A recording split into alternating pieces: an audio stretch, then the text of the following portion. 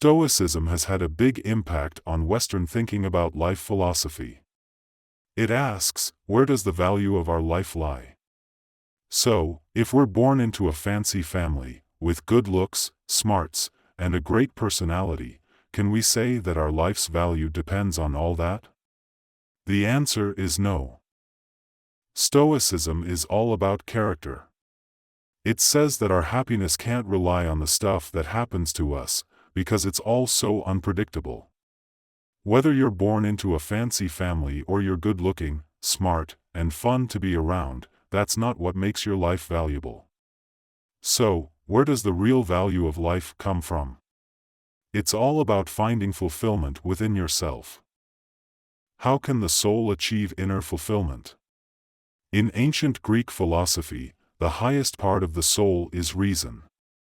So according to Stoicism, as long as you maintain the integrity of your rational self, your life holds value, regardless of the circumstances you find yourself in. Kant was totally on board with the Stoic philosophy about human nature. He was actually a Stoic himself and had this really bad condition called gout. Whenever he had an attack, he'd scream out in pain. But get this, he wasn't cursing the pain.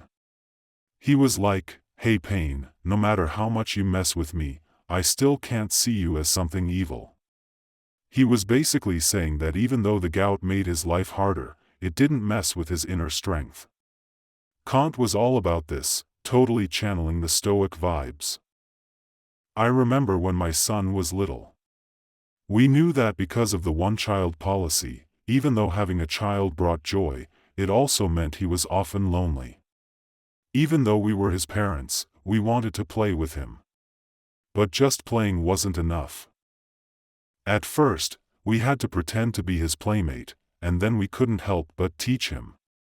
After that, he wouldn't play with us anymore, and then he was very lonely. What did he want the most?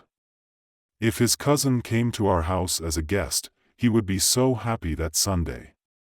One day we got a call from his cousin's parents, saying they would come to our house to hang out next Saturday. My son, who was listening in, was overjoyed. It was only Monday, so he spent the whole week very happily. Why? He was looking forward to Saturday, when his cousin would come and they could play together, maybe play some simple video games, and then just hang out. He was really looking forward to it. On Friday night, we got a call. They said they couldn't come to our house for some reason. "Let's reschedule," they said. We, as adults, naturally said, "Let's reschedule." I hung up the phone, and he asked, "They're not coming tomorrow, are they?" I said, "No, they're not." He was suddenly at a loss, his expression as if he'd been hit by lightning. He asked me, "What am I going to do tomorrow?" I thought this was a serious question and had to answer, because it was a philosophical question. What am I going to do tomorrow? Later, I said to him, "Sit down, let's have a chat. I want to ask you a question. Does our happiness depend on our external circumstances?" He didn't understand. So, I quickly came up with a way. I said, "Imagine if you were wrongly accused, sentenced to prison, and locked up. Could you still be happy?" But then he didn't know what prison was, and asked, "What's it like in prison?" I explained, "There's a room where you're locked in alone, a door that's always closed, a window that's open, and your meals are passed to you through that window. You can't die, but you're all alone in there." Immediately, he asked, "Is there a TV in there?" I said, "No, there's no TV. Just 3 meals a day, and you're alone in there. Can you be happy in that situation?" He said it's impossible. I told him that our happiness depends on having a fulfilled soul, and it doesn't change with external circumstances. I guess I was a bit early, he was just a little kid in kindergarten. But when he grows up, I'll have him read a book called Meditations, which was recommended by Wen Jiabao. It's the Meditations of the Roman Emperor Marcus Aurelius, a really good book and a classic from the Stoic school. Premier Wen Jiabao encouraged us to look up at the stars and think about the value of human life. He was quite interesting. He wanted to bring in Western teachings to educate us. Now, President Xi is different. He promotes learning from the heart and teaches us with the ideas of Neo-Confucianism from Wang Yangming. Wen Jiabao was all about getting everyone to read Marcus Aurelius' Meditations back then. So, when my son was in college studying international economic and trade law, I had him read Meditations. I told him that we need to have a Stoic mindset, so that no matter what's going on, we can still find inner happiness, which comes from within and not from external stuff. How deep is that kind of thinking? It's way up there. Later on, the Zen school in China got to this point, and then the Yangming school of heart came about. So, the original idea of Western subjectivity was first seen in the Stoic school's spirit. The Stoic school teaches that at any time, in any situation, the worth of human life depends only on our soul itself, so we should respect every person. When we come across a big shot with a high status, great abilities, and a dignified appearance, we might physically bow to them, but our hearts don't.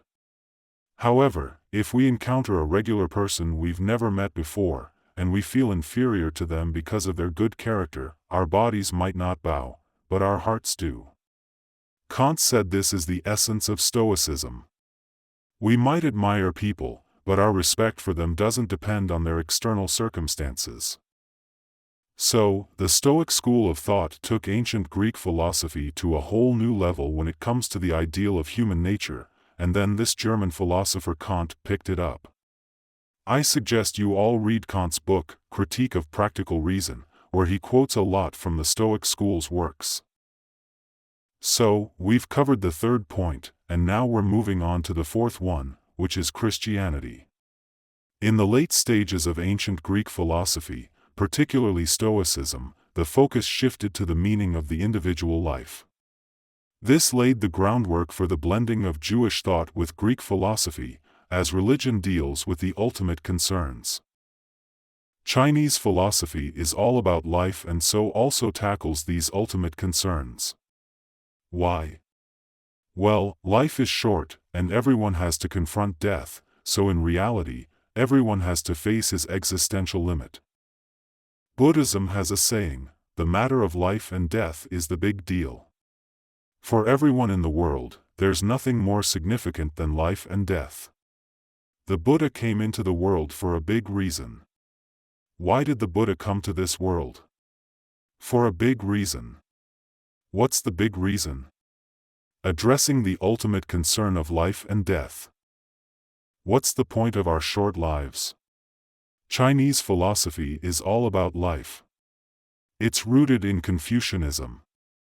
During the Song and Ming dynasties, Neo-Confucianism, led by Lu Xiangshan, 1-2th century, and Wang Yangming, 16th century, tackled the biggest worries of the Chinese people. It's not about believing in God or some higher power, but about uncovering the true meaning of our own lives. This ultimate meaning is the third principle in the Great Learning, only to stop at the ultimate good. The key to the Great Learning is to shine a light on our moral integrity. So, where does this come from? Well, the meaning of our lives is rooted in our moral integrity. We all have it, but it often gets hidden away. That's why we need to illuminate or manifest our moral integrity, to uncover what's already there. This is all about removing the obstacles that hide it. And how do we do that? By getting close to the people around us. Another way is to really pay attention to and get involved in people's lives. In simpler terms, it's about caring for the world. So, what's the ultimate goal? What's the highest aim in life? It's to strive for the ultimate good. The ultimate goal is to make everything we do in our lives a manifestation of our conscience. So there are no regrets, no lingering regrets, nothing left behind, no lingering regrets. With a contented heart, this happiness in life is what brings true joy to a noble person. This is the essence of Confucianism in China, especially in the context of the New Confucianism, which fully elaborates on the 4 words by Mencius: there must be something to be done. There is only one thing in life, to achieve the meaning of this short life. This is what "there must be something to be done" means. Everything else matters less. Everything else that comes is done for the purpose of achieving the meaning of one's life. This is the path that the Chinese people take to address the ultimate concern in life. In the West, Christianity came about from a mix of Jewish ideas and ancient Greek philosophy. The main idea in Christianity is the concept of original sin, which says that people need to admit they've done wrong. It's like the story of Adam and Eve eating the fruit from the tree of knowledge, which is seen as the first sin. When they gained knowledge from the fruit, they forgot about their humble beginnings and the limits of their existence. Because of this forgetfulness, people get all high and mighty, thinking they can understand everything and conquer anything, which is seen as a sin. Only when you realize you've done wrong can you be what? Humble. In Chinese terms, it means putting your ego aside completely and seeing your own life as unimportant. This is the first step to having faith, and faith is built on humility. This humility isn't just about being modest, it's about realizing our own limits and how small is our existence. You've got to get this point. It's the first step in your journey of faith in Christianity. No wonder I found it so fascinating when I went to a Catholic wedding. The bride and groom didn't have any role in the wedding, it was all organized by the priest. In a typical Chinese wedding, the couple are the center of attention. We'd work with a wedding planner and the host to plan out every detail, from the program to the speeches and performances. We could customize everything ourselves, but in the church, it's a whole different story. I totally get what a wedding in a Catholic church is all about. It's like saying to the bride and groom, "Hey, your coming together is all part of God's plan, not just your own thing." It's a sacred deal, and that sacredness comes from God. That's why the Catholic Church doesn't go for divorce, because you've made promises and sworn before God. From this example, we can see that in the Christian faith, it's about seeing your own life as not that important and giving it all to God, showing devotion. Even when you go through tough times, sickness, disasters, and the fear of death, it doesn't bother a true Christian. No matter what I go through, the Lord is by my side, because I've already seen my life as really small and given myself completely. That's what true faith is all about. Faith ain't just about theories or agreeing with ideas. You might read the Bible and nod along with all its teachings, but that don't automatically make you a Christian. If someone claims they're a Christian just because they think the teachings of Christianity make sense, that ain't what faith is about. Faith is about living it, and that's called the practice of dedication. Why should we dedicate ourselves? Well, first off, think about it. This life we're living, did we create it? Nope, it's all thanks to God. And when it comes to love, do we create that? No way, that's all God's doing too. He created life, He created love, so we've got life, we've got love, that's the grace God gives us, that's what we call divine grace. So, when we dedicate ourselves to God, it's like paying back a favor, which might sound pretty crazy. I mean, think about it, the whole experience of religion is kind of absurd, but it's through this absurdity that we can deal with life's big questions. Basically, if religion has any logic, it's a pretty wacky kind of logic, and you just gotta roll with it. Western folks lean on this to find comfort, finding solace in their belief in God, because, let's face it, the human soul needs some peace. And there are 2 ways to find that peace, one is through religion, and the other is through philosophy. Those are the 2 paths.